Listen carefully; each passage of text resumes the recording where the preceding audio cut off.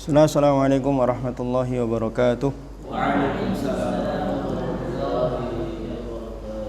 Innal hamdalillah nahmaduhu wa nasta'inuhu wa nastaghfiruh wa na'udzu bihi min shururi anfusina wa sayyiati a'malina may yahdihillahu fala mudilla lahu wa may yudlil fala hadiya lahu. Asyhadu an la ilaha illallah wa la syarika lahu wa asyhadu anna Muhammadan abduhu wa rasuluhu la nabiyya wa la rasula ba'da. Rutin tiap pagi. Qala ta'ala fil Qur'anil Karim ya ayyuhalladzina amanu taqullaha haqqa tuqatih wa la tamutunna illa wa antum muslimun. Wa qala Rasuluna Muhammad sallallahu alaihi wasallam ittaqillaha haitsu ma kunta wa atbi sayyi'atal hasanata tamhuha wa khaliqin nasa bi khuluqin hasanin. Khonifillah syadakum ta'ala. Kita kemarin telah menyelesaikan periode 1 masa Rasulullah SAW. Pagi hari ini kita akan lanjutkan, atau hari ini akan kita selesaikan insyaallah periode yang kedua, yaitu fikih di masa Khulafaur Rasyidin. Sebelumnya mari kita awali terlebih dahulu dengan baca basmalah.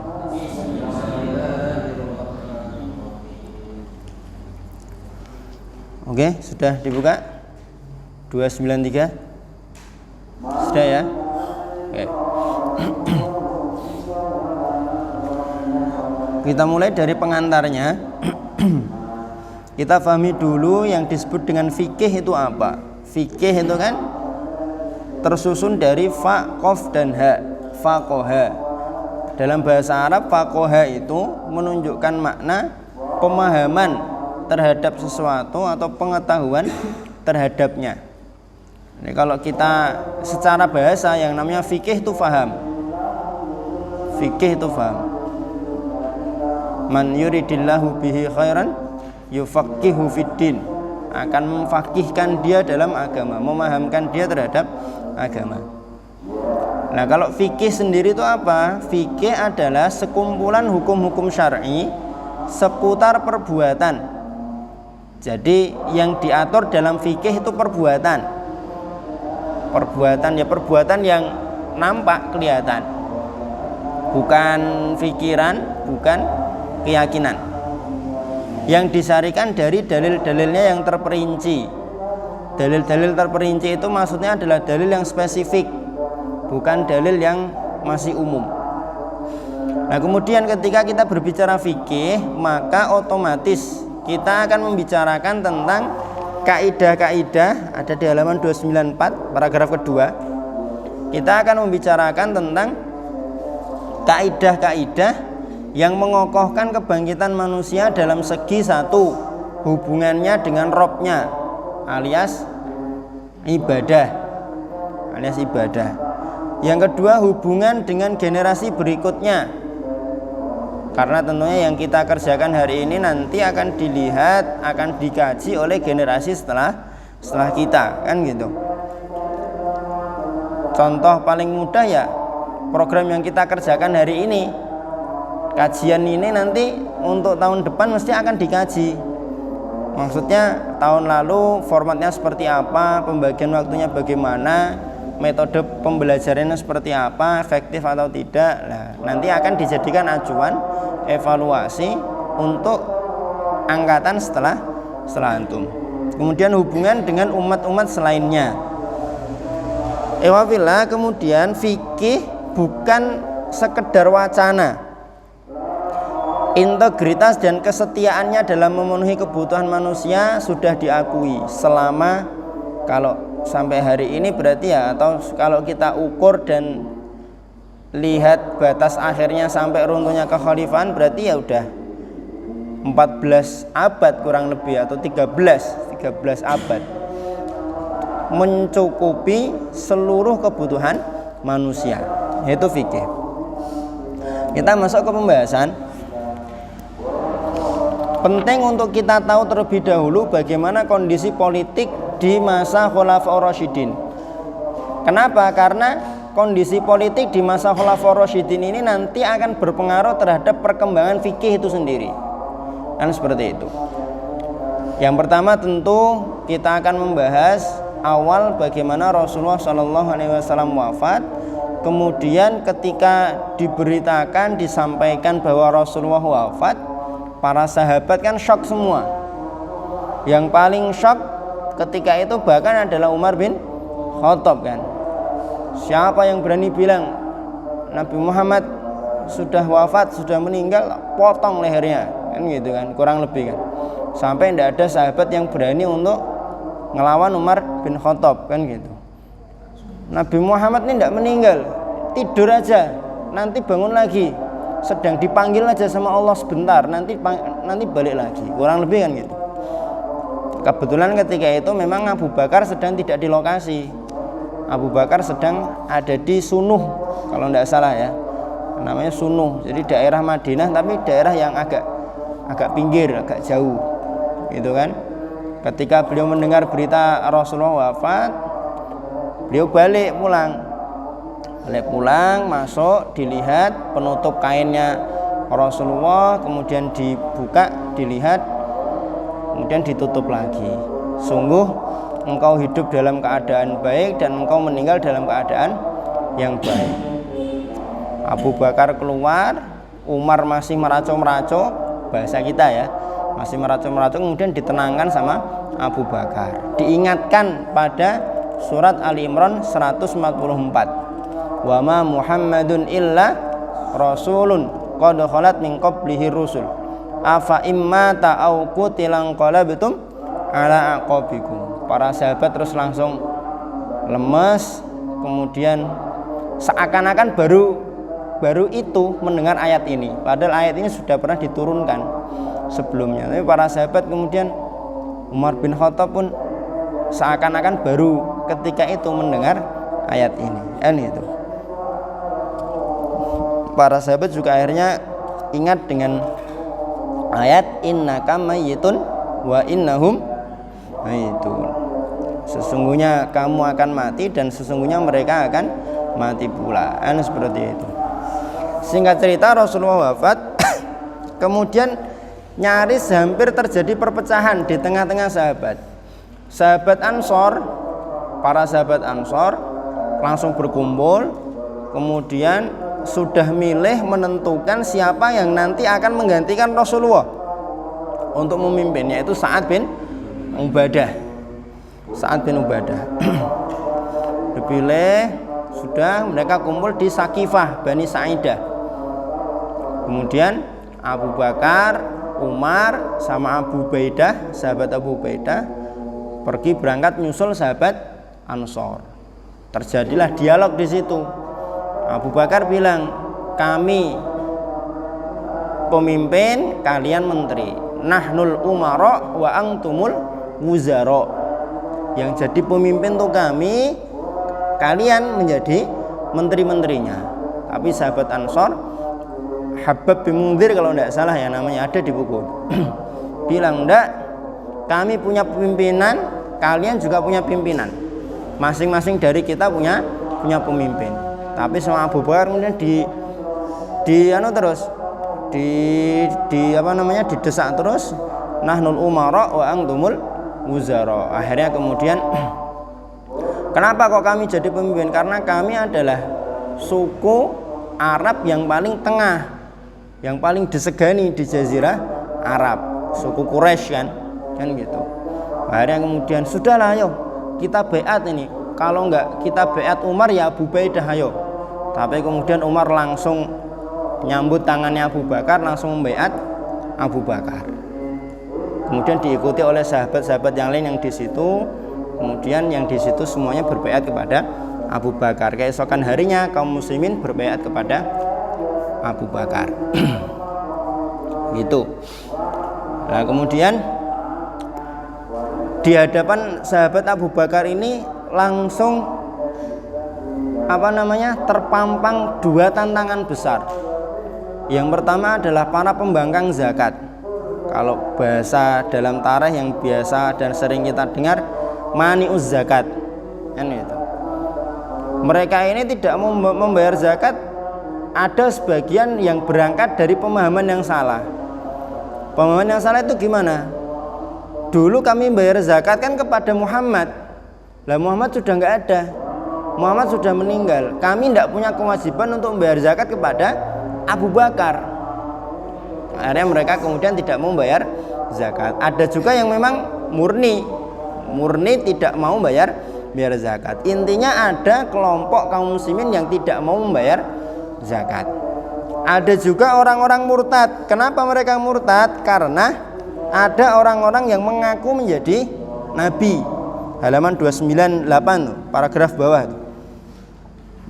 Ada Aswad Al-Ansi dari Yaman, ada Musailamah dari Yamamah, ada Tolhah dari Bani Asad, ada juga Sijah dari pedesaan Bani Tamim. Rasulullah wafat langsung muncul ada 4 nabi palsu. 4 nabi palsu mengaku sebagai utusan dari Allah Subhanahu wa taala. Sehingga di hadapan Abu Bakar terpampang ada 2 tantangan besar. Satu, mereka yang membangkang zakat. Yang satu adalah mereka yang mengaku nabi dengan para pengikutnya yang sudah murtad dari Islam. Begitu kan? Akhirnya kemudian Abu Bakar fokus memadamkan pembangkang zakat sama orang-orang yang murtad, dengan sebelumnya melaksanakan atau memberangkatkan pasukan yang sudah sejak Rasulullah wafat ingin diberangkatkan, yaitu pasukannya Usamah bin Zaid. Dan itu betul-betul memberikan efek yang sangat positif di mata 2 imperium besar, Romawi dan Persia, terkhusus Romawi. Kenapa? Loh, ini pimpinannya baru habis meninggal dunia tapi kok masih tetap berangkat pasukannya. Apa nggak ada sedih-sedihnya sih kaum muslimin ini? Kan kurang lebih kan gitu. Karena baru habis wafat Rasulullah tapi pasukan tetap berangkat. Kan tujuannya kan ke Romawi itu. Tujuannya kan ke Romawi. Karena pasukannya Usamah bin Zaid itu disusun, dibentuk dalam rangka untuk membalas kekalahan pada perang Mu'tah. Perang Mu'tah itu kan melawan orang-orang Romawi. Yang 3 jenderal itu loh. Sahabat 3 jenderal, di antaranya kan ada Zaid bin Harisah. Zaid bin Harisah itu bapaknya Usamah, makanya Usamah bin Zaid bin Harisah. Kan gitu. Abdullah bin Rawahah, Ja'far bin Abi Thalib sama Zaid bin Harisah. 3-tiganya kan gugur. Kemudian diambil alih oleh Khalid bin Walid, membuat siasat, membuat taktik, kemudian manuver mundur itu, pulang itu kan. Nah, ingin dibalas di pasukannya Usamah bin Zaid ini. Belum sampai lokasi, mereka mendapat kabar Rasulullah wafat. Akhirnya mereka berhenti dulu kan. Berhenti dulu, kepemimpinan diambil alih Abu Bakar, diberangkatkan lagi. Musuh akhirnya kan, wah, ini pemimpinnya baru habis meninggal tapi kok masih berangkat lanjut perang gitu kan. Akhirnya kan pasukannya Usamah bin Zaid ini kan tidak jadi battle, karena yang akan dituju itu orang-orang pada kabur. Jadi sukses besar. Begitu pasukannya Usamah bin Zaid balik, langsunglah disusun. Ada berapa itu? 13 sama 12 divisi itu. Masing-masing punya komandan, kemudian diketuai komandan umumnya adalah Khalid bin Walid untuk mengatur strategi. Yang ke Musailamah siapa, yang ke Aswad Al-Ansi siapa, yang ke pembangkang zakat siapa gitu kan. Dengan cerdiknya kemudian Khalid bin Walid berhasil memadamkan pemberontakan ini, pembangkang zakat sama para nabi palsu. Sampai ketika 2 tantangan besar ini berhasil dipadamkan, di zaman Abu Bakar sudah mulai ada pembukaan sedikit untuk mulai ekspansi ke Irak dan ke Syam. Tapi karena memang Abu Bakar itu kan selisih usianya dengan Rasulullah kan kurang lebih 2 atau 3 tahun.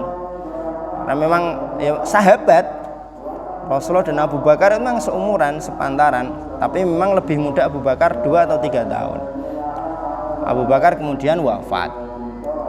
Abu Bakar wafat dengan menunjuk Umar sebagai pengganti. Ini menjadi satu di antara beberapa metode dalam pemilihan khalifah, gitu. Dengan wasiat.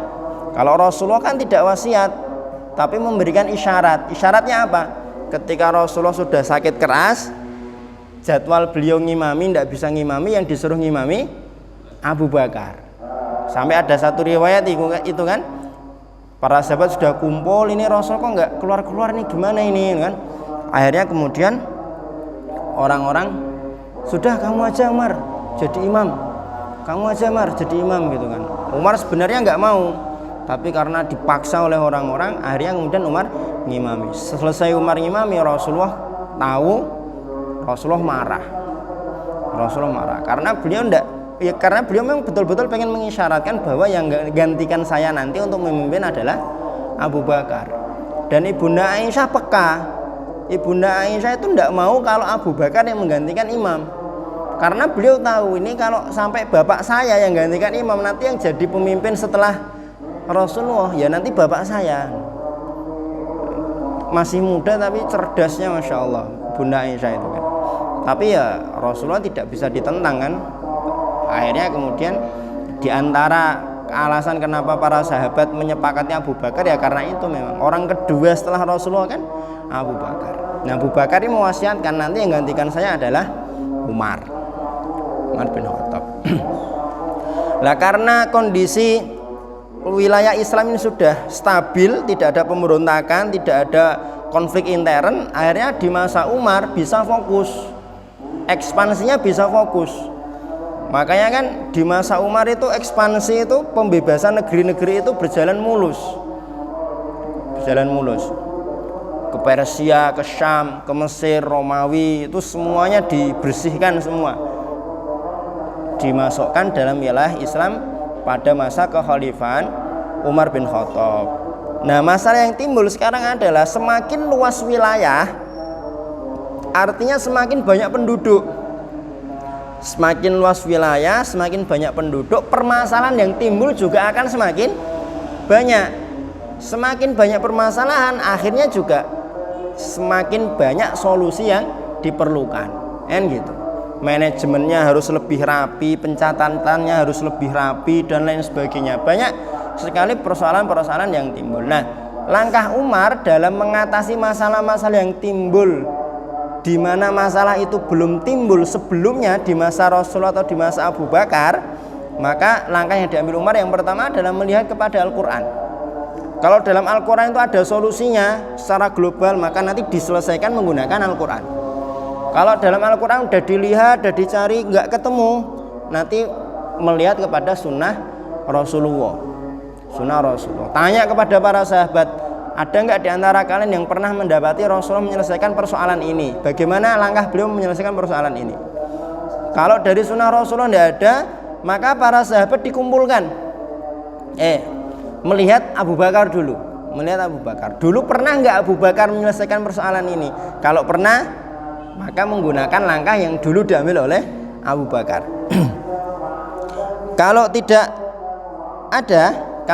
ada langkah yang dulu diambil oleh Abu Bakar, baru kemudian para sahabat dikumpulkan, terutama para sahabat senior, para sahabat yang ahli fikih, para muftinya, kumpulkan, diajak musyawarah. Nah, kalau para sahabat sepakat, nanti disebut dengan ijma sahabat, kan gitu. Kalau nanti ada perselisihan pendapat, ya nanti diputuskan oleh Umar bin Khattab. Maka itu langkah yang diambil oleh Umar bin Khattab sampai beliau kemudian tutup usia. Nah, Umar bin Khattab tutup usia meninggalkan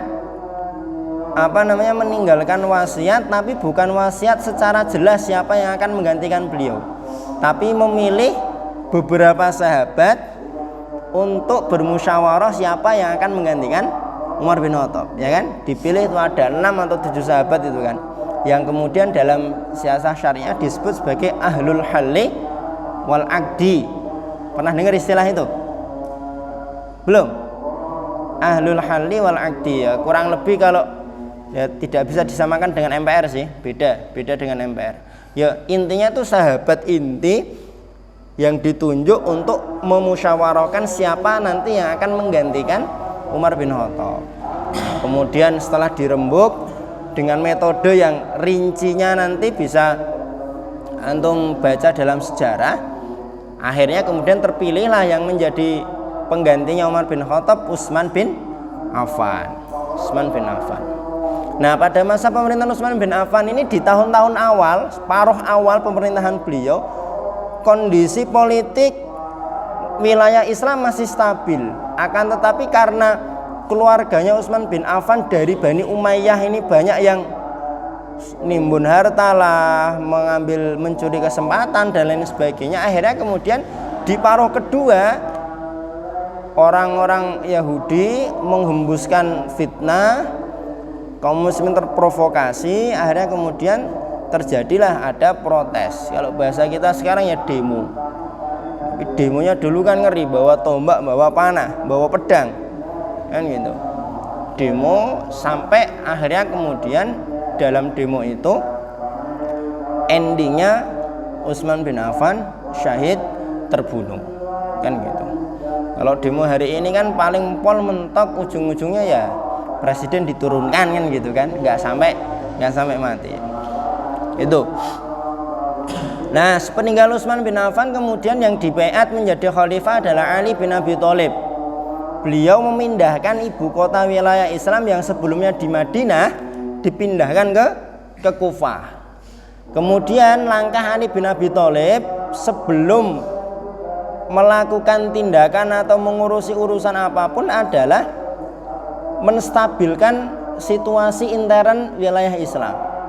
Muawiyah di Syam tidak setuju, tidak boleh gitu. Sekarang itu ya kita mengusut dulu siapa pembunuhnya Utsman. Siapa pembunuhnya Utsman? Terjadi perbedaan ijtihad dalam hal itu. Akhirnya kemudian singkat cerita terjadilah perselisihan yang sampai pada taraf perang. Dalam sejarah biasa disebut perang antara Ali dan Muawiyah dengan perang Siffin. Kalau perang Jamal itu dipimpin oleh Bunda Aisyah, ditemani oleh Tolha. Kemudian ada beberapa sahabat, 2 atau 3 itu di antara 10 sahabat yang dijanjikan masuk surga. Tolha, Zubair bin Awam itu berangkat bersama dengan Ibunda Aisyah, pengennya perang melawan Ali bin Abi Thalib, kan gitu. Tapi kemudian ditemui oleh Ali bin Abi Thalib, diajak ngobrol, diajak rembukan. Jenengan niku kan mertua saya, ya kan? Karena Fatimah kan anaknya Rasulullah, Ibunda Aisyah istrinya Rasulullah, kan itu. Fatimah istrinya Ali, berarti kan Ali adalah mantunya Ibunda Aisyah. Masa sih saya sama jenengan ini kan anak sama mertua, apa perlu kita sampai perang seperti ini? Akhirnya tidak jadi pecah peperangan perang Jamal itu, tapi tetap dalam sejarah dicatat sebagai perang Jamal. Kenapa perang Jamal? Karena ketika itu Ibunda Aisyah mengendarai unta. Itulah perang Jamal, perang Siffin. Nah, perang Siffin itu tidak kunjung selesai. Akhirnya kemudian dua kubu ini memutuskan untuk diadakan yang namanya tahkim. Singkat cerita, yang namanya tahkim itu ya kubunya Ali ngutus satu delegasi, kubunya Muawiyah ngutus satu delegasi untuk melakukan perundingan. Nah, dalam perundingan itu ternyata akhirnya kemudian karena tingkat kelihayan dalam berunding itu lebih tinggi utusannya Muawiyah. Siapa utusannya Muawiyah? Amr bin Al-As. Amr bin As kan memang Amr bin As itu memang orator ulung dan sudah terbiasa berunding, karena pergaulan beliau itu kelasnya udah kelas internasional. Dulu semasa masih kafir kan, ketika para sahabat hijrah ke mana, ke Habasyah itu kan, yang diutus oleh orang-orang musyrik Quraisy untuk ngobrol dengan Raja Habasyah kan Amr bin As diantaranya. Amr bin As. Jadi kelasnya udah kelas internasional Amr bin As itu. Akhirnya kemudian dalam perundingan itu yang menang atau yang diuntungkan adalah kubunya Muawiyah. Itulah Nah, karena ada tahkim itu akhirnya kemudian kaum muslimin terpecah. Kaum muslimin terpecah, yang paling nampak adalah di antara kaum muslimin ini ada orang-orang yang hari ini kita sebut sebagai orang-orang Khawarij. Kenapa? Karena mereka tidak ridho dengan adanya proses tahkim itu. Ini Muawiyah sama Ali ini gimana ini? Udah kafir mereka.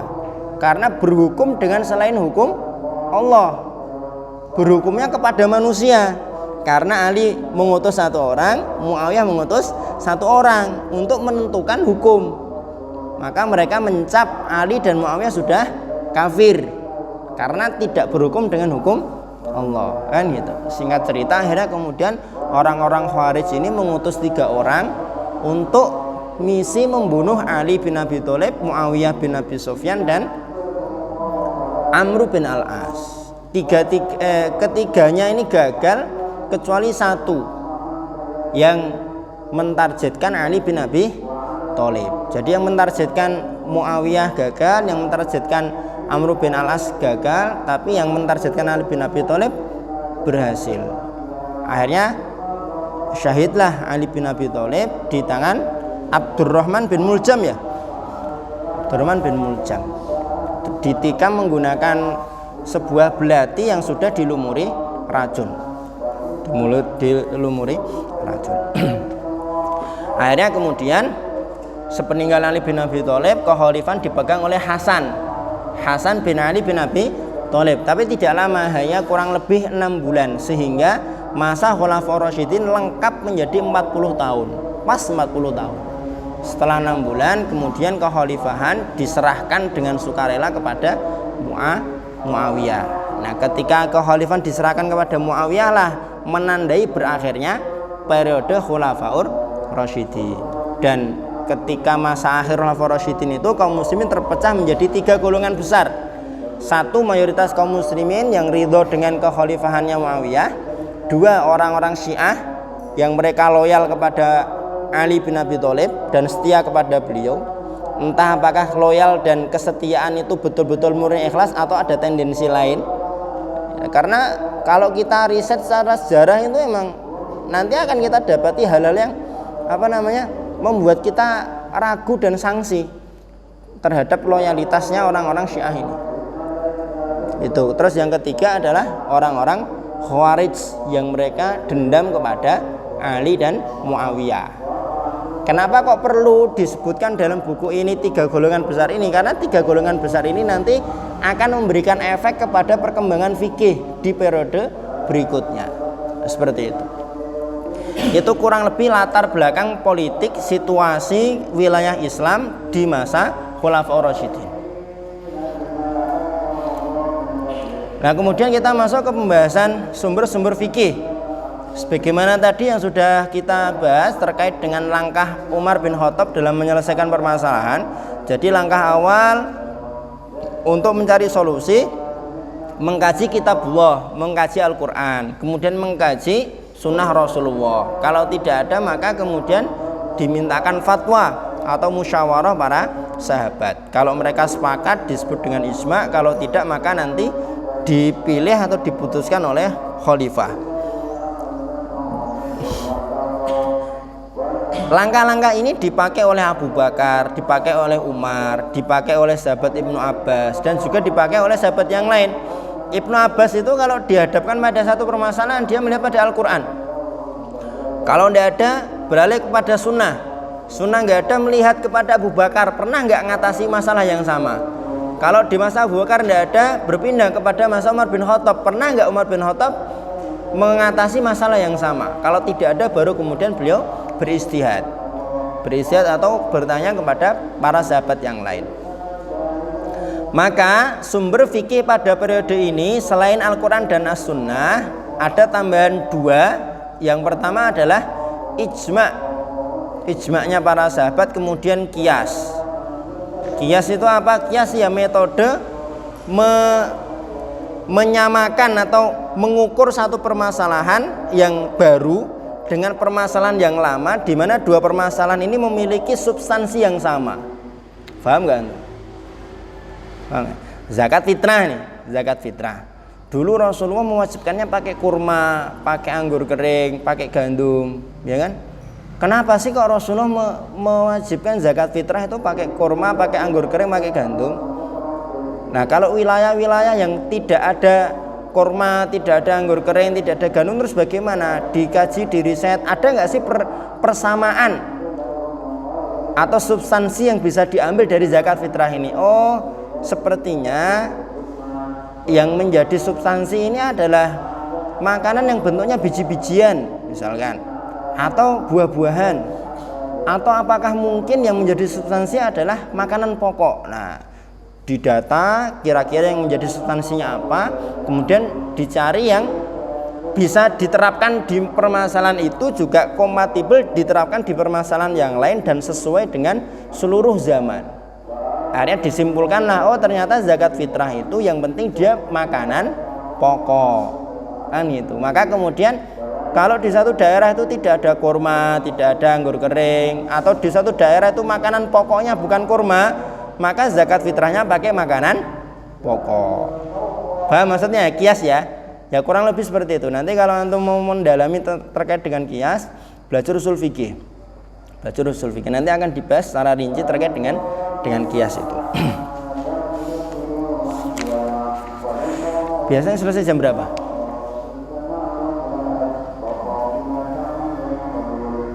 Ngaji ini loh. Selesai jam berapa biasanya? Samping loh. Enggak tahu.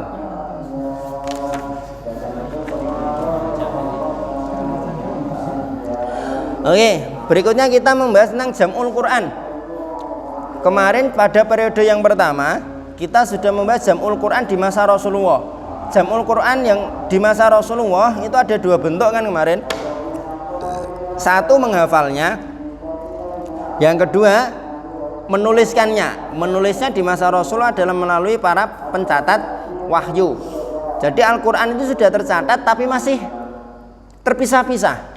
Ada sahabat yang menyimpan surat tertentu di mana surat itu tidak ada pada sahabat yang lain. Ada sahabat yang menyimpan ayat-ayat tertentu di mana sahabat yang satu tidak menyimpan ayat itu. Tapi Al-Quran sudah tercatat semua. Paham ya? Rasulullah wafat itu Al-Quran sudah terjaga dalam dada, sudah dihafalkan oleh beberapa sahabat, plus sudah dicatat dengan lengkap, hanya saja belum tersusun rapi dan urut surat-suratnya. Paham ya? Nah, di periode yang kedua ini pada masa Abu Bakar, setelah perang Yamamah, Umar bin Khattab memiliki kekhawatiran. Kenapa beliau khawatir? Karena pada perang Yamamah itu kurang lebih 700 qurra itu mati syahid. 700 sahabat yang hafal Al-Quran itu mati syahid. Maka beliau khawatir kalau nanti para penghafal Al-Quran ini syahid semua di medan perang, sedangkan pokok utama dari ajaran Islam ada dalam Al-Quran, dan Al-Quran itu belum tertulis, belum terkumpul, khawatirnya nanti agama ini akan hilang. Akhirnya kemudian Umar bin Khattab membujuk Abu Bakar supaya menuliskan Al-Quran secara lengkap dan urut. Abu Bakar awalnya menolak. Kamu ini gimana? Ngajak saya melakukan sesuatu yang belum pernah dikerjakan oleh Rasulullah SAW. Tapi kemudian Umar menyampaikan bagaimana firasat beliau dan tajamnya pandangan beliau ke depan.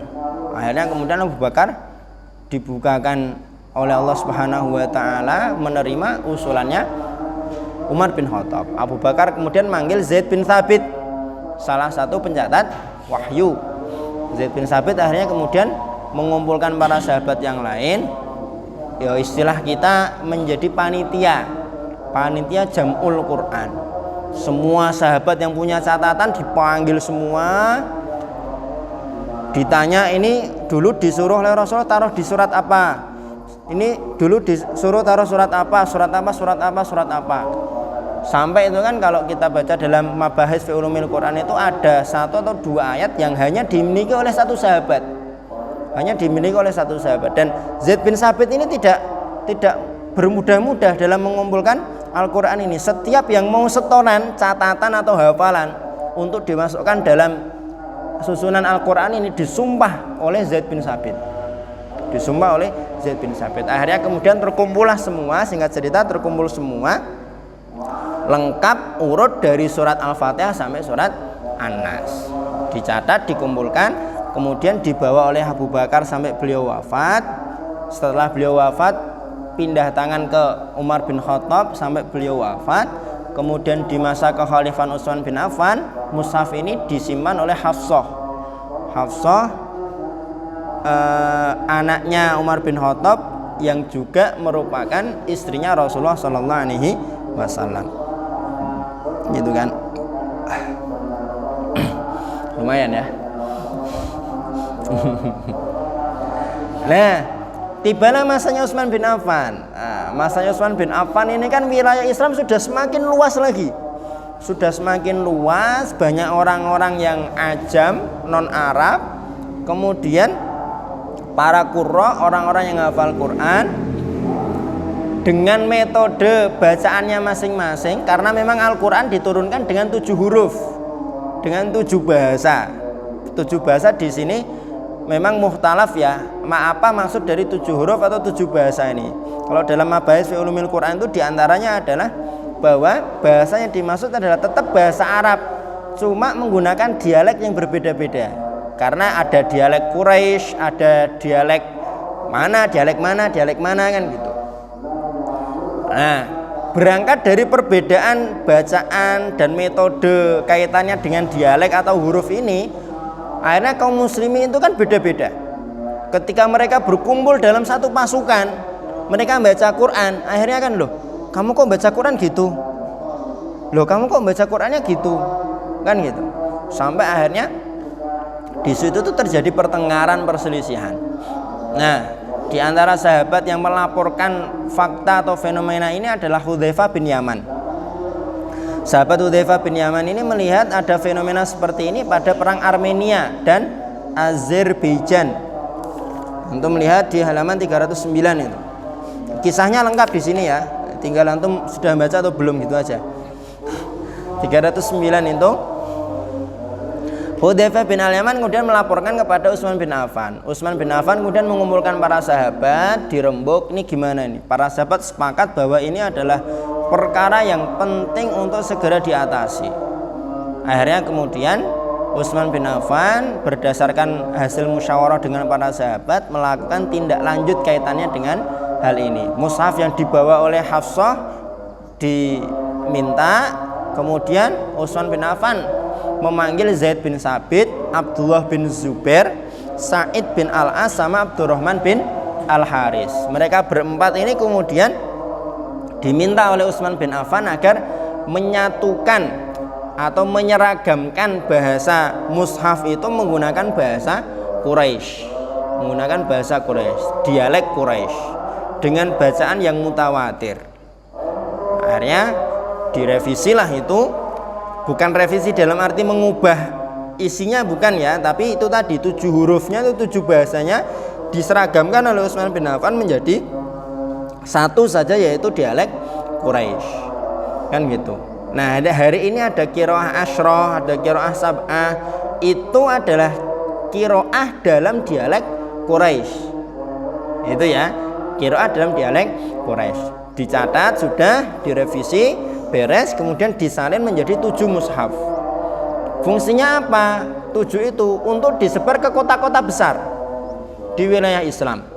Dikirim ke Mekah, ke Syam, ke Basrah, ke Kufah, ke Yaman, ke Bahrain, dan ada yang ditinggal di Madinah. Ada yang tinggal di Madinah. Nah, yang ditinggal di Madinah inilah kemudian yang disebut dengan nama Mushaf Al-Imam. Kenapa? Karena dijadikan acuan untuk penyalinan mushaf-mushaf yang lain. Mushaf-mushaf yang lain. Itu kurang lebih. Nah, kemudian sebagai tambahan itu di halaman 310 itu ya ada judul tambahan itu.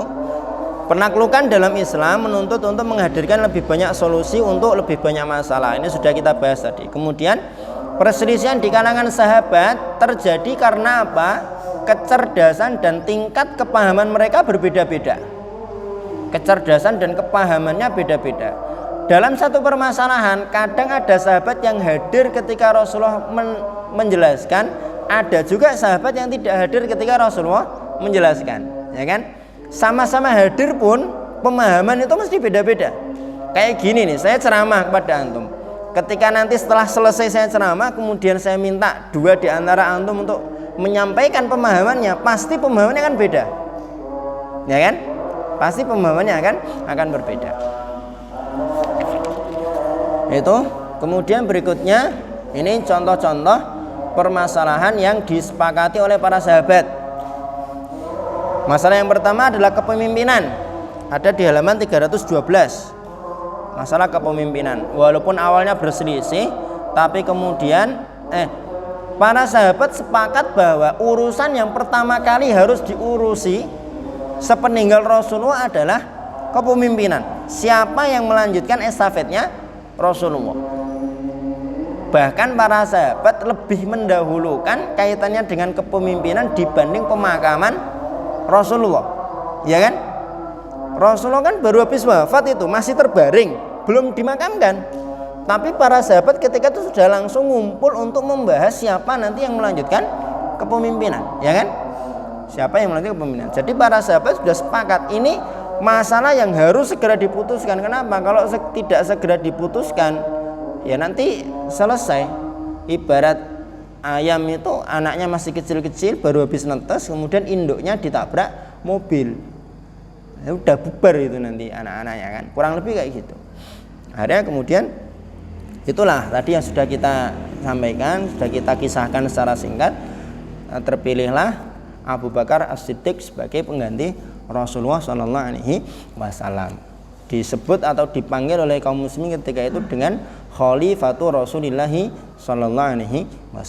Di masa Umar bin Khattab dipanggil dengan sebutan Khalifati Rasulillah SAW. Akhirnya kemudian karena kepanjangan, ada salah satu sahabat yang mengusulkan, kalau kami manggil jenengan dengan Khalifati Rasulillah kepanjangan, bagaimana kalau kita panggil saja dengan sebutan Amirul Mukminin. Jadi yang pertama kali dipanggil menggunakan sebutan Amirul Mukminin adalah Umar bin Khattab. Kalau diteruskan Khalifati Rasulillah, nanti pas Ali bin Abi Thalib panjang nanti jadinya Khalifati Rasulillah sallallahu alaihi wasallam. Itu. Cuma saya lupa sahabat siapa yang mengusulkan penggunaan Amirul Mukminin.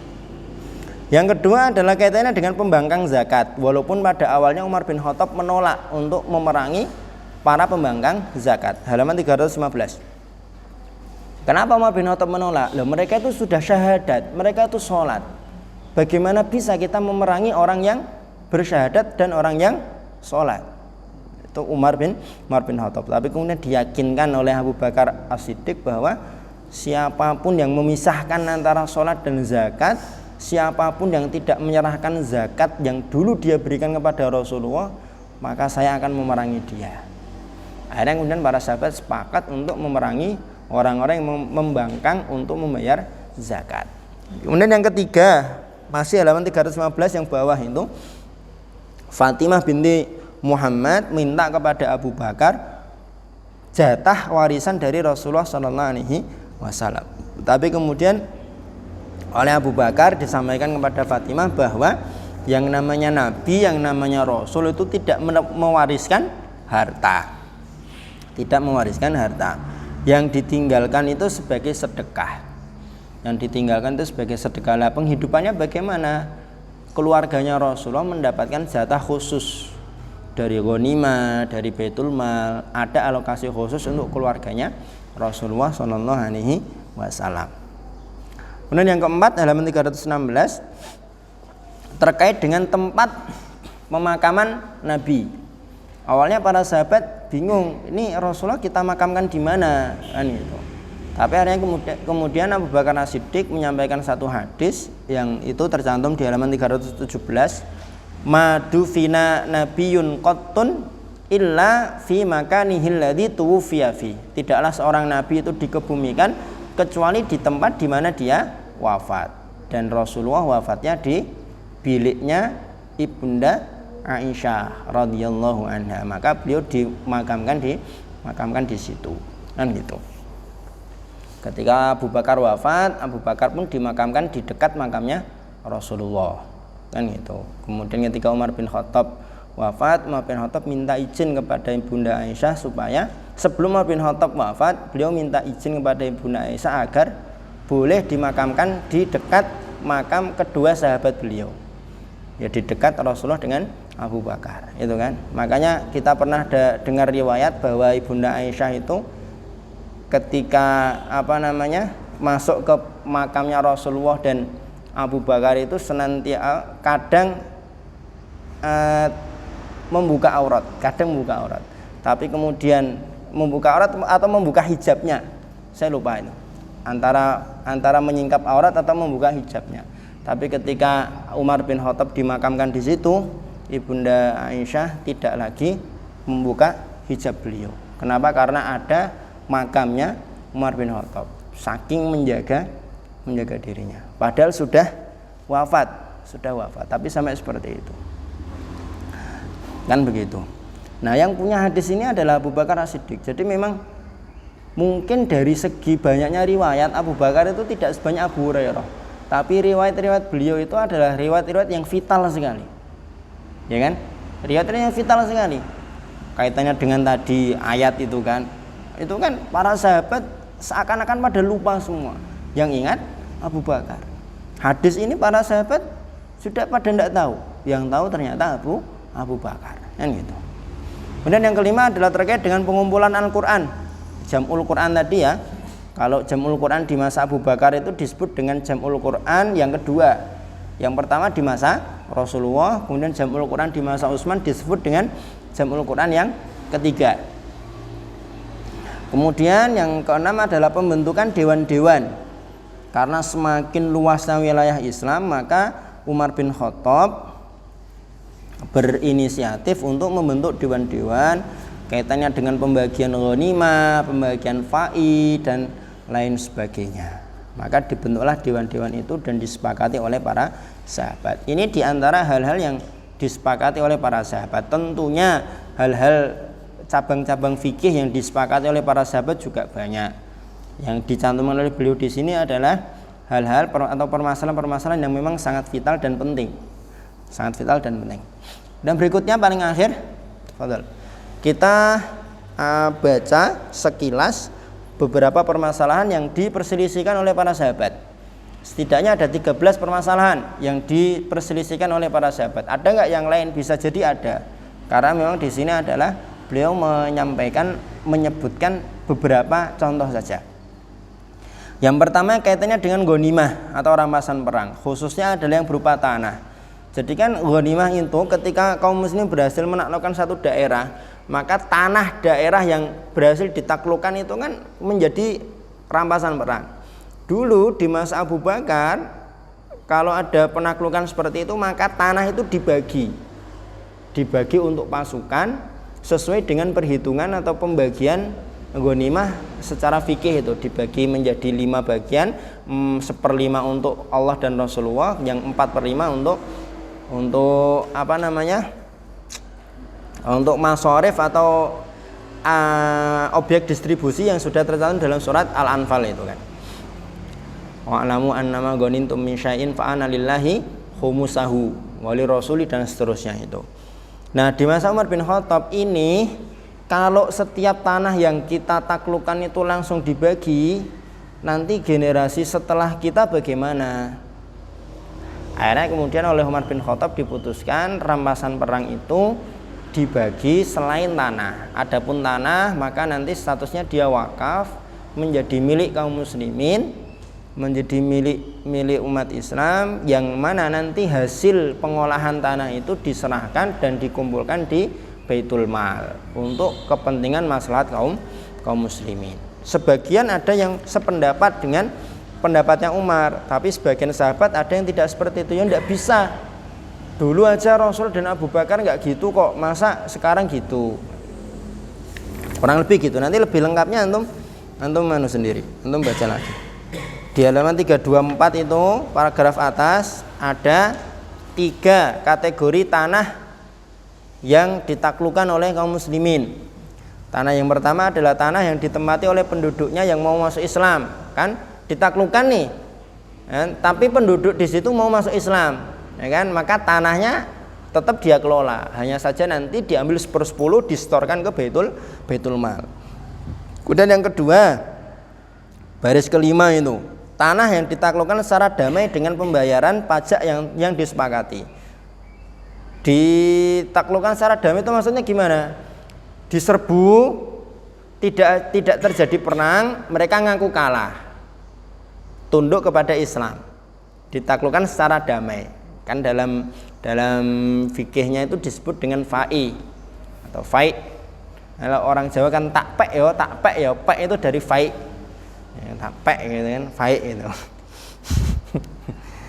Nah, kemudian yang ketiga adalah tanah yang ditaklukkan secara paksa melalui peperangan.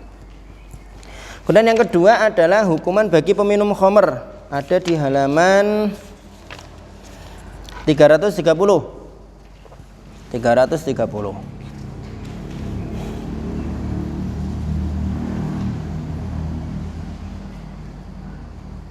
Awalnya peminum khamr ini dicambuk 40 kali, tapi kemudian dinaikkan oleh Umar bin Khattab karena saking banyaknya orang-orang yang minum khamr, dinaikkan menjadi 80 kali. Dan ini sebagian sahabat setuju, sebagian sahabat tidak sepakat. Kemudian yang ketiga adalah riba fadl, halaman 332. Riba fadl itu apa? Riba kan ada dua, ada riba nasi'ah sama riba fadl. Riba nasi'ah adalah riba pada hutang. Aku hutang 50.000, ya yes, nggak apa-apa, tak pinjemin 50.000, tapi nanti kamu kembalikan ya minimal 55. Kalau jangka waktu kamu minjamnya 2 bulan, tapi kalau lebih dari itu ya nanti naik lagi ya, minimal 60.000 misalkan gitu. Nah itu praktek riba nasi'ah, kurang lebih seperti itu. Riba fadl itu apa? Riba fadl adalah riba yang kaitannya dengan barang-barang ribawi, barang-barang ribawi yang sudah disebutkan oleh Rasulullah itu kan, az-zahab bil-zahab wal fiddah bil-fiddah itu loh, emas, perak, kemudian ada garam, ada 6 barang-barang ribawi. Awalnya Ibnu Abbas mengatakan bahwa riba nasi'ah memang haram, tapi riba fadl tidak haram, kata Ibnu Abbas. Tapi kemudian di masa tabi'in, seluruh tabi'in sepakat bahwa baik riba nasi'ah atau riba fadl dua-duanya haram. Kemudian yang keempat adalah halaman 334 terkait dengan 3 talak dalam satu waktu. Faham maksudnya nih? Kamu tak cerai, atau kamu tak talak 3. Itu jatuhnya talak 1 atau talak 3 langsung. Nah, menurut Umar bin Khattab, kalau terjadi seperti itu ya langsung jatuh 3 talak. Artinya tidak perlu 3 kali. Para sebagian sahabat yang lain tidak setuju, tidak sependapat. Ya, baru sekali kok masa langsung dijatuhi 3 kali. Lah bedanya apa emang Ustaz? Kalau baru sekali statusnya masih talak roj'i, masih bisa rujuk. Tapi kalau 3 kali langsung berarti sudah talak bain. Talak bain itu tidak bisa rujuk kecuali si perempuan menikah lagi dengan seorang laki-laki, sudah dukhul dalam arti yang sebenarnya, tidak pura-pura, kemudian dengan suaminya yang baru itu cerai, si perempuan selesai iddah baru boleh dinikahi lagi, tidak bisa rujuk. Talak bain namanya. Nanti akan kita bahas lebih rinci ketika dalam pembahasan fikih insyaallah. Itu ya. Terus sebagian sahabat setuju, sebagian sahabat juga tidak sepakat. Nanti lebih rincinya antum baca. Ini yang belum selesai baca siapa ya? Andro sudah? Rocky? Uli?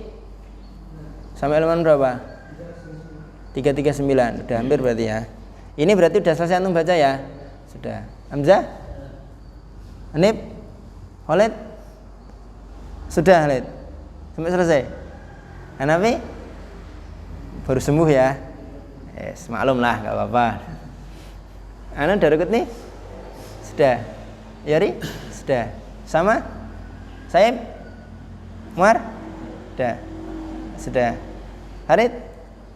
Ilyas? Sudah? Dimas sudah? Dim? Sudah ya. Kemudian terkait dengan yang berikutnya, yang kelima adalah sholat taraweh. Sholat taraweh ini juga sebagian sahabat tidak sepakat dengan Umar bin Khattab. Umar bin Khattab kan suatu ketika melihat ketika Ramadan itu di masjid ada tarawehnya sendiri-sendiri. Kemudian Umar bin Khattab ini kalau dikumpulkan jadi satu jamaah ini bagus ini. Akhirnya kemudian dikumpulkanlah jadi satu jamaah. Kemudian rakaatnya juga yang semula 8 ditambah menjadi 20. Menjadi 20. Kan begitu. Jadi sebenarnya mau 8 mau 20 itu sama-sama ada tuntunannya, tidak masalah. Bahkan kalau mau tahajud 40 rakaat tidak masalah. Tarawih 40 tidak masalah. Kan gitu. Lah para sahabat itu tarawihnya 8, mereka sholatnya di Masjid Nabawi. Mereka sholatnya di Masjidil Haram. Nah, kita di sini mencukupkan hanya 8 kan sebenarnya kurang. Nah, 8 rakaatnya beliau di sana itu kan sama dengan 8.000 kali di sini, 80.000 kali di sini. Nah, kita di sini jengkulat 10.000 kali sama dengan sholat di sana 1 kali. Ini ya betul, apalagi yang di Mekah di Masjidil Haram itu kan 1 kali sholat di sana itu kan sama dengan 100.000 kali di sini. Di sini kita sholat jengkulit 100.000 kali sama dengan 1 kali sholat di sana. Kan gitu. Makanya kita sama-sama berdoa suatu saat biar diberi kesempatan bisa sholat di sana. Terus berikutnya, talak beda status, merdeka dan budak. Suaminya merdeka, istrinya budak misalkan. Nah, sebagian sahabat mengatakan talaknya 2 kali sudah bain. Sebagian sahabat mengatakan 3 kali. Ya, tetap dianggap seperti manusia biasa, tidak melihat pada statusnya. Halaman 339. Kemudian yang ketujuh adalah iddah wafat perempuan hamil. Kalau ada seorang perempuan ditinggal mati suaminya, iddahnya berapa? Walladzina yatawaffawna minkum wa yadharuna azwajan yatarabbasna bi anfusihinna arba'ata asyhurin wa asyra. Berapa? 4 bulan 10 hari. Makanya kan kemarin pas BCL, tahu BCL ya?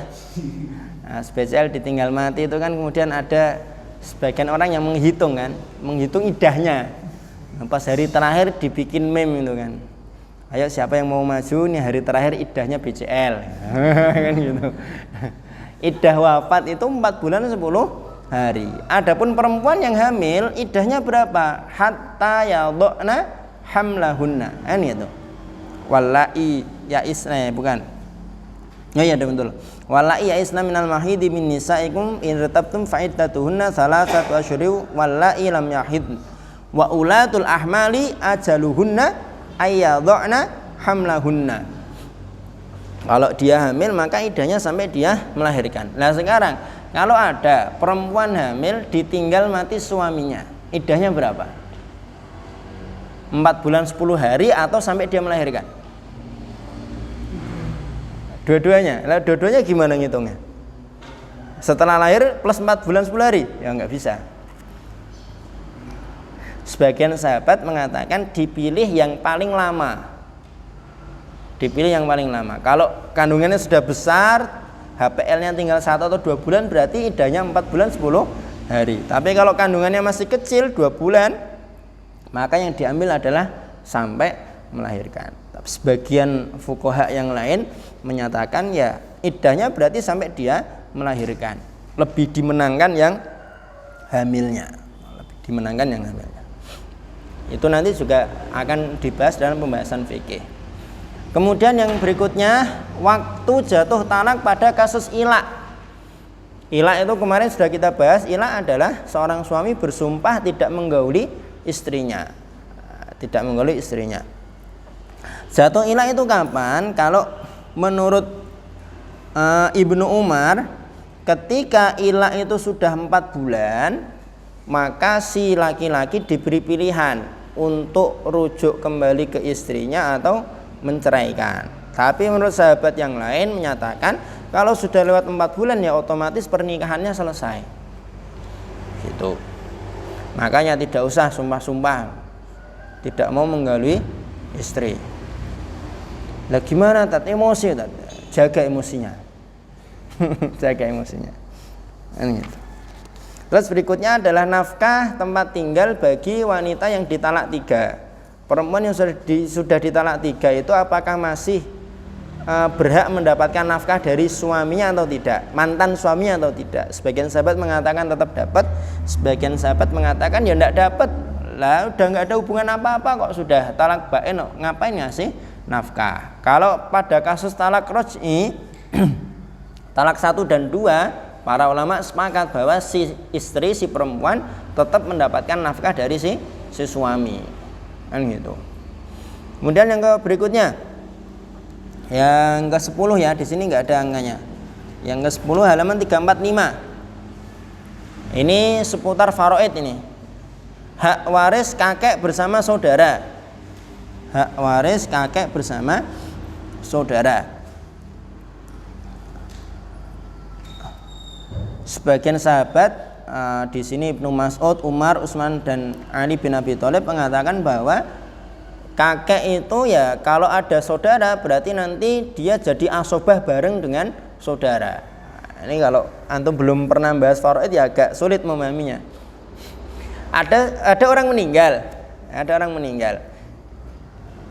ahli warisnya itu ada saudara, ada kakek. Ada saudara, ada kakek. Nah, kakek itu menurut sebagian sahabat diposisikan seperti ayah. Kalau dia diposisikan seperti ayah, maka saudara itu mahjub, tidak dapat warisan. Kan gitu. Nah, menurut sebagian yang lain, kakek itu tidak bisa kemudian langsung berposisi seperti bapak. Karena kan ada jeda satu generasi lah. Kan gitu. Kenapa kakek mewarisi? Karena bapaknya sudah meninggal. Kan gitu. Nah, menurut sebagian yang lain maka kakek ini nanti bersama dengan saudara mendapatkan jatah warisan. Nanti akan dibahas lebih lengkap ketika kita mengkaji ilmu faraid. Tapi di sini kita tidak ada jadwal untuk faraid ya. Nanti kalau antum mau mendalami ya belajar sendiri, cari buku atau nanti selesai dari Nasirul Quran lanjut ke mana gitu yang ada faraidnya. Iya. Kecuali nanti mungkin antum ada waktu senggang kapan terus antum usulkan ke bagian akademik, nanti bisa kita mengkaji faraid secara khusus dalam ya paling enggak minimal ya 2 atau 3 hari faraid itu. Kalau cuma sehari sepertinya kok kurang. Ya mungkin bisa sih sehari pada subuh sampai nanti jam ini. Iya. Asik bahas faraid itu asik.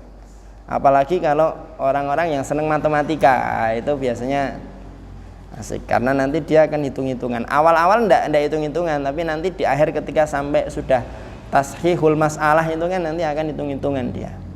Nah, gitu. Ya Umar ya, masih ingat ya tashihul masalah, Mas? Aslul masalah, tashihul masalah itu kan. Berikutnya yang ke-11, hak waris saudara perempuan bersama dengan anak perempuan. Ini juga nanti akan lebih rinci ketika kita bahas faraid. Saya jelaskan metenteng atau tidak paham berdua. Berikutnya masalah musyarakah. Ini juga kaitannya dengan masalah warisan. Aul ini juga masalah warisan. Aul itu nanti dia ashabul furudnya lebih tinggi dibanding dengan aslul masalah. Paham? Aslul masalah, ashabul furud paham nggak? Belum ya? Nanti suatu saat kita pelajari semoga nanti ada waktu senggang untuk mempelajari ilmu faraid. Ini diantara hal-hal yang diperselisihkan oleh para sahabat. Nah, nanti sore insya Allah akan kita bahas kenapa sih kok para sahabat itu berbeda-beda dalam berfatwa. Apa sebenarnya latar belakang dan sebab motif yang menjadikan para sahabat itu dalam berfatwa beda-beda. Wong mereka ya sama-sama murid sahabatnya Rasulullah Shallallahu Alaihi Wasallam, tapi kok fatwanya bisa beda-beda. Sampai nanti insya Allah nanti sore kita tutup untuk periode yang kedua ini dengan menyebutkan atau membaca biografi sebagian pakar fikih dari kalangan para sahabat. Tentunya di luar yang disebutkan dalam buku nanti masih ada, hanya saja memang yang disebutkan dalam buku itu Ya sampel aja, sampel beberapa sahabat saja. Untuk lebih lengkapnya setidaknya kita sebagai thalibul ilmi ya, antum pernah lihat ada buku 60 kisah sahabat? Nah, setidaknya harus selesai itu baca itu.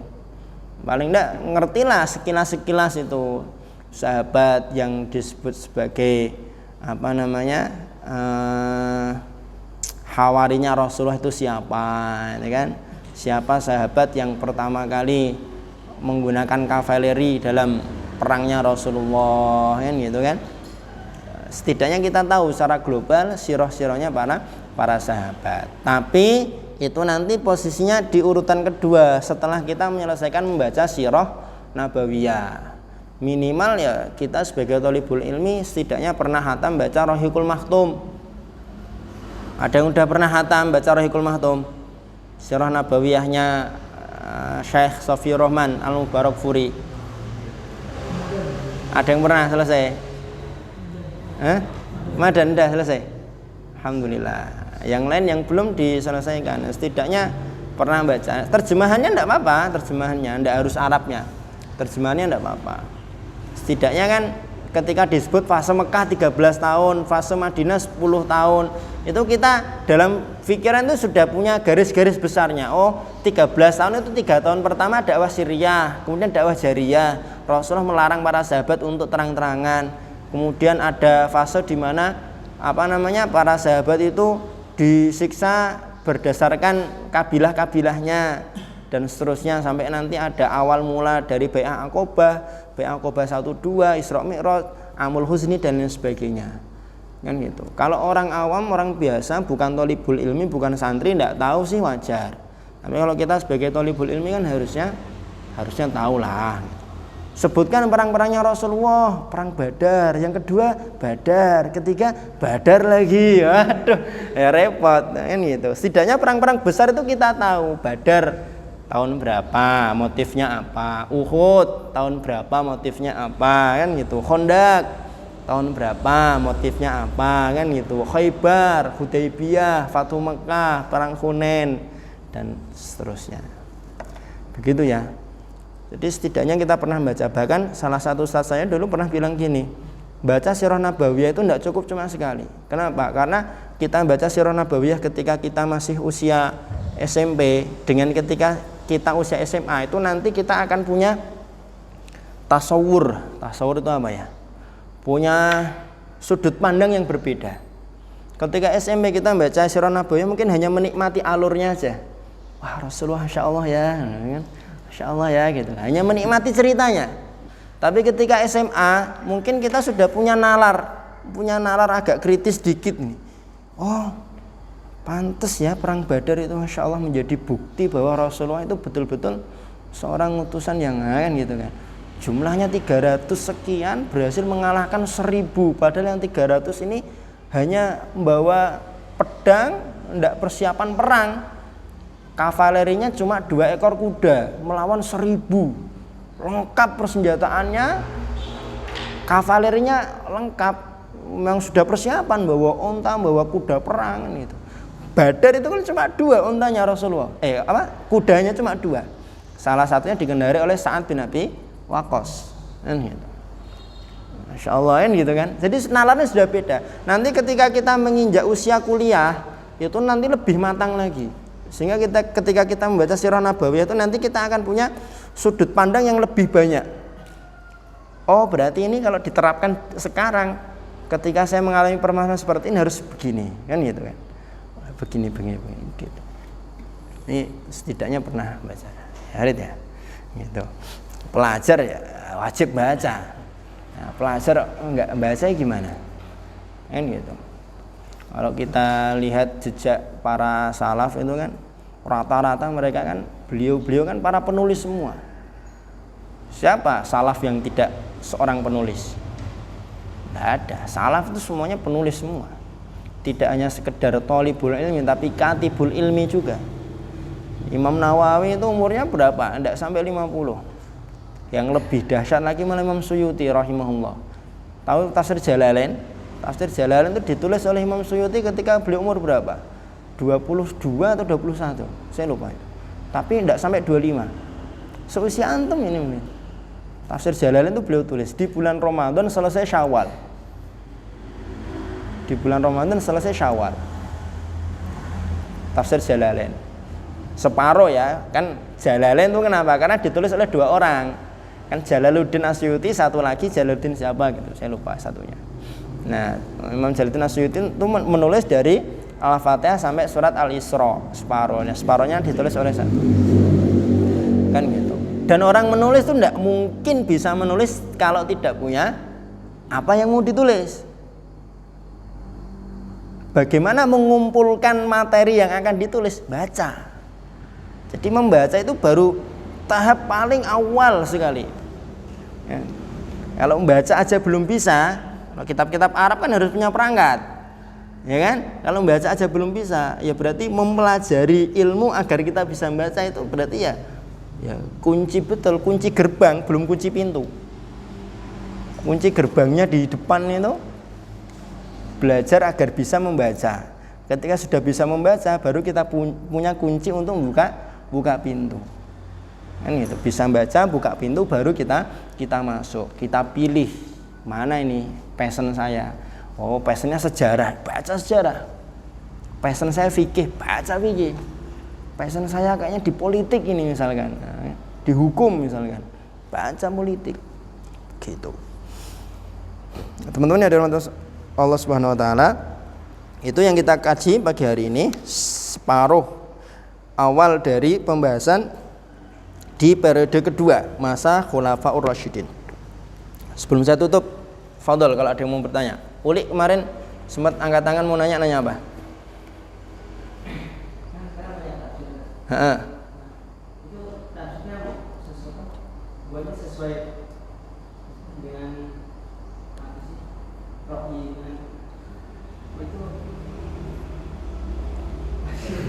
Gimana?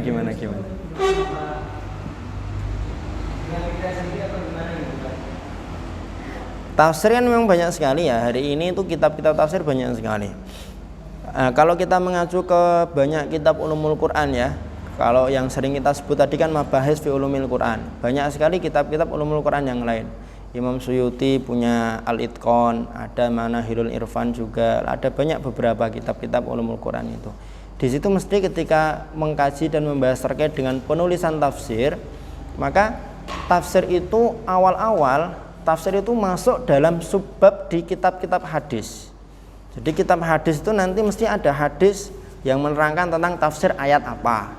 Tafsir ayat apa? Coba aja antum buka Sahih Bukhari, Sahih Muslim, Sunan Tirmidzi, Sunan Nasai, Sunan Abu Daud, itu mesti nanti di situ ada subbab tafsir surat apa, tafsir surat apa. Jadi masih include dalam kitab hadis. Kemudian generasi berikutnya atau fase berikutnya mulailah ada penulisan tafsir Al-Quran secara khusus. Nah, tingkatannya tafsir Al-Quran itu yang paling afdol, paling utama adalah tafsir Quran bil Quran.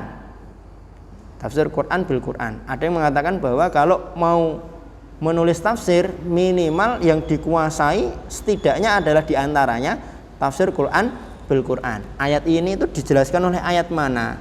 Ayat ini itu ada kaitannya dengan ayat mana? Kalau sampel contohnya, tafsir Quran bil Quran adalah Adwaul Bayan, tulisannya Syekh Asy-Shinqiti. Ada yang pernah lihat bukunya, kitabnya Adwaul Bayan? Di kantor sudah ada kalau Adwaul Bayan.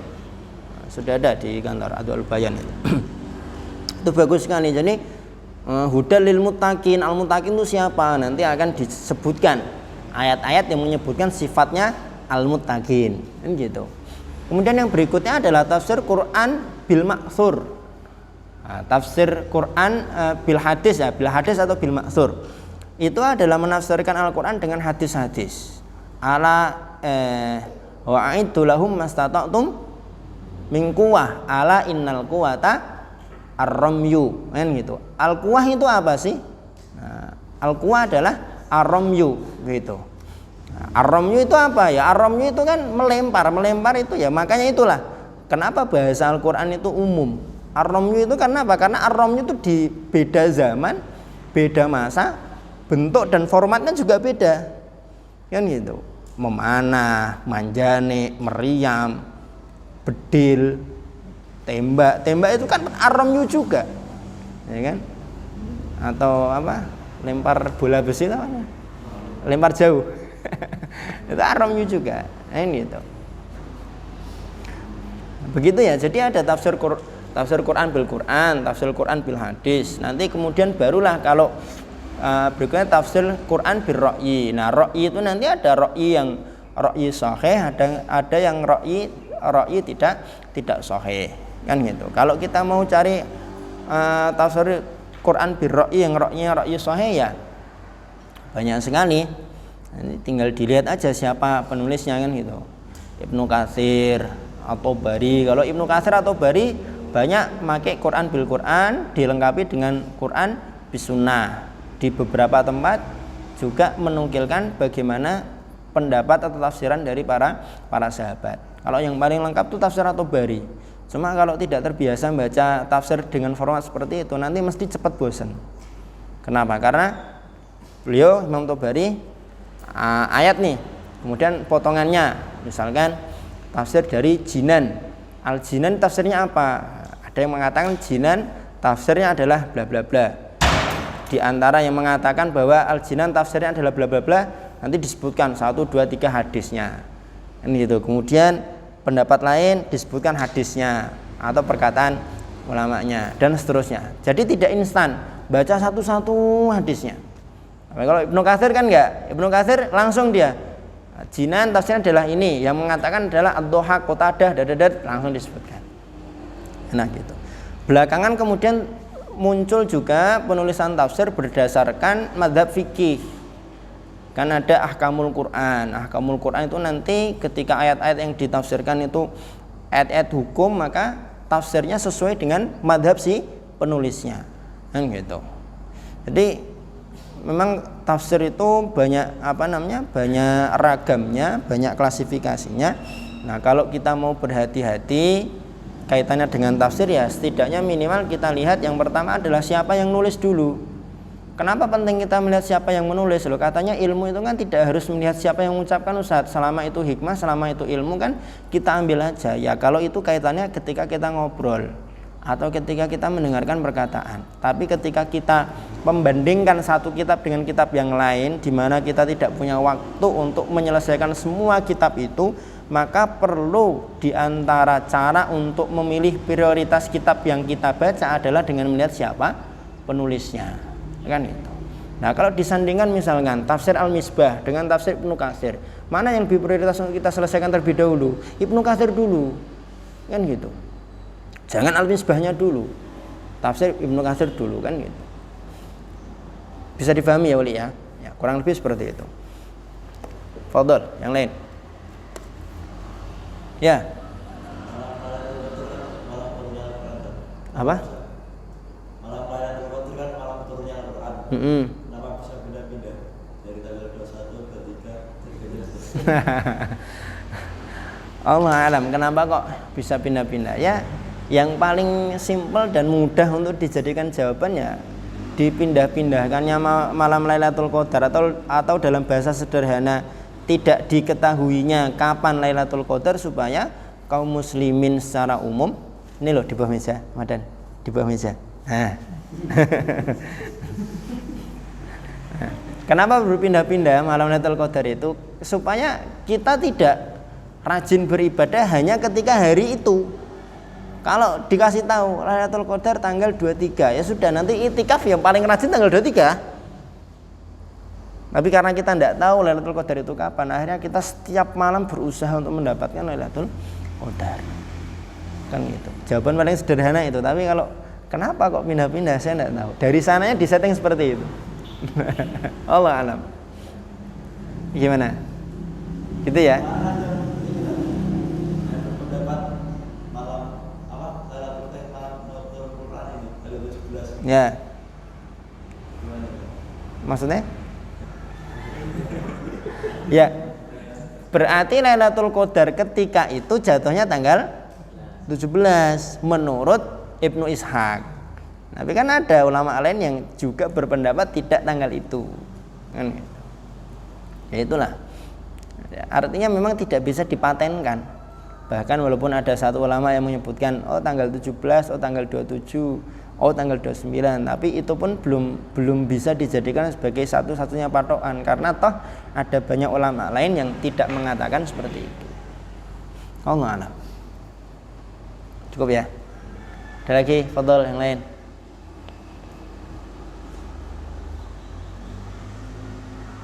Wujud? Mafi? Kholas ngantuk? Ya kholas idan. Jangan lupa dibaca diselesaikan sampai halaman 403. Ya lumayan lah. Enggak terasa ini udah lebih dari setengah loh kita. Ya kan? Masya Allah kan?